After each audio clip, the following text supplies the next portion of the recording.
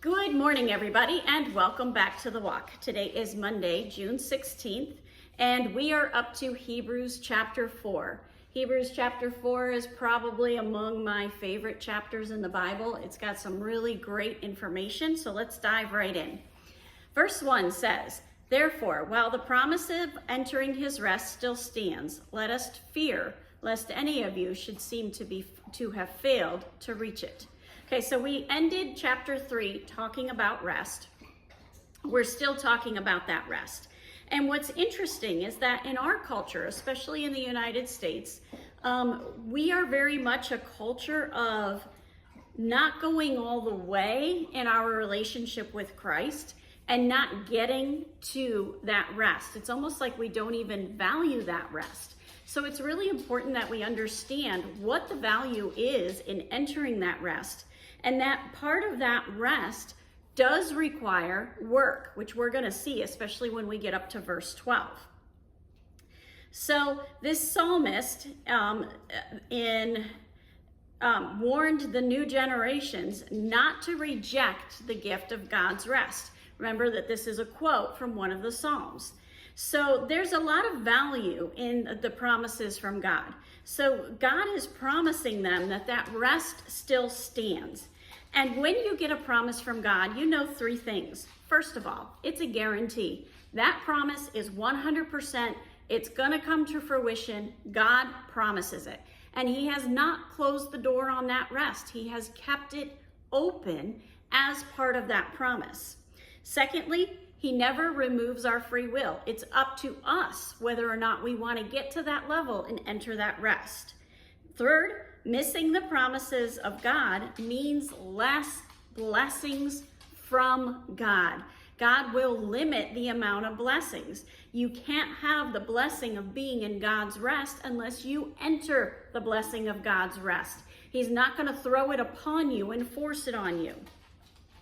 Fire Study Bible had this to say: refusing to be faithful and obedient to Jesus results in the failure to reach the eternal rest of heaven Christ has promised. The phrase, "let us fear," is spoken in the light of this terrible possibility of abandoning faith in God and coming under his judgment. Now we want to remember that in this environment, when Hebrews was written, it was such an environment that there was so much persecution on the Christians that they were getting a lot of pressure to go back to the Jewish faith. Secondly, back to the Fire Study Bible, ongoing devotion to Christ and perseverance in faith requires that we continue to rely on God and grow in our relationship with Christ with sincere hearts. The rest is something that we should be desiring. So what is it about this rest that makes it so good? Well, I got this from AI. It was a simple Google search. First of all, entering God's rest signifies a shift in perspective, moving from self-reliance to striving to trust in God's power and grace. This rest offers a sense of peace, confidence, and freedom from guilt and worry as we recognize that our salvation and strength come from a source beyond ourselves. So we've got to realize that this rest is completely tied to our faith and trust in Jesus Christ. So when we enter this rest, the way that we enter it is surrendering our life to Christ and fully trusting him.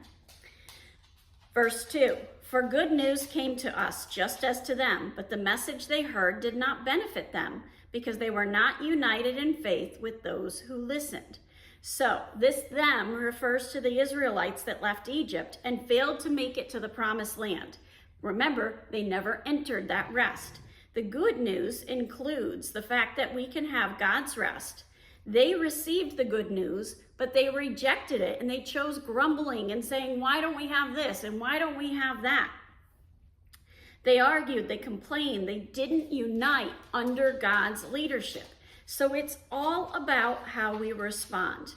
The ESV Fire Study Bible had this to say: even the message of Christ and God's promises will be of no benefit to a person if he or she does not receive the word and respond in true life-surrendering faith. This is all about surrendering to Christ. The Fire Study, or the Cultural Study Bible said, that Israel in the wilderness lacked faith to embrace God's promise of rest. The good news about Christ offers a new opportunity for those who will exercise faith. It all comes down to having the faith and the trust to surrender it all to God. So why don't we have that faith? Why don't we have that trust? Well, we're putting our faith in someone that's unseen. We're putting our trust in someone that's unseen. And even though God shows up in our life over and over and over again, it's easier to count on the fact that I can take my hands and pick up this iPad than to pray for God to care for my iPad. It's easier for me to rely on myself, and it feels more tangible. However, when God shows up, he shows up in a mighty way. One of my good friends said to me a few weeks ago, he said, if God ever fails you, it'll be the first time. God does not fail. His promises hold true, but you are taking that step in faith. And I think it's that faith that makes it so hard.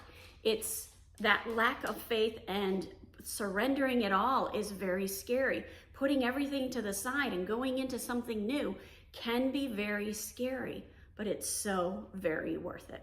Have a wonderful day. God bless, and keep walking the walk.